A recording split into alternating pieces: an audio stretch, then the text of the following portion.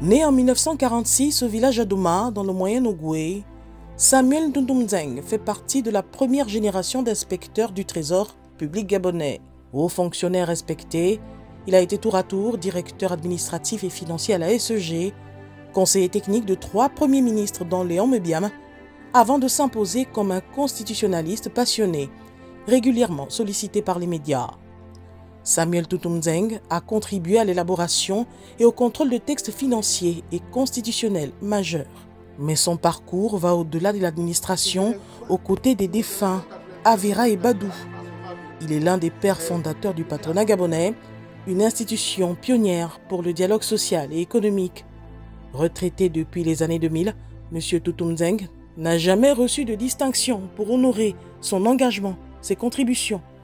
Aujourd'hui fragilisé par la maladie, c'est son épouse qui nous explique le mal-être de son conjoint qui vit mal cette indifférence de la République sur sa modeste personne. C'est lui qui a quand même servi plus de 20 ans à l'État.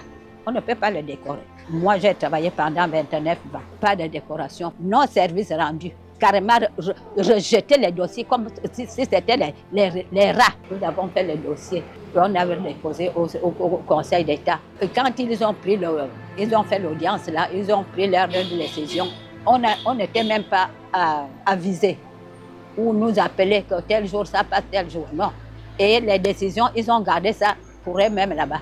Sur le plan politique, Samuel Ntoumdzengue était un homme de conviction. Il a marqué l'histoire par sa candidature à la présidentielle en 1993. Il était très attaché à la justice et au respect des droits des citoyens.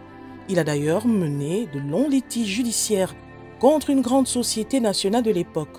Un combat qui n'a pas été sans conséquences sur sa famille, son parcours politique et administratif. Ça doit être une reconnaissance normale de la part de l'État, de la part des autorités.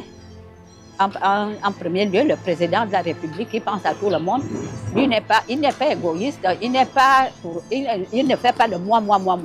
Il pense à tous, à tout le monde. C'est ce que moi j'ai constaté, j'ai vu. À 82 ans, aujourd'hui, Samuel Ntoumdzengue se sent blessé dans sa chair par l'oubli, l'absence de reconnaissance à la hauteur de son engagement. Il se demande si c'est à sa mort que la République se souviendra et lui décernera peut-être une breloque à titre posthume.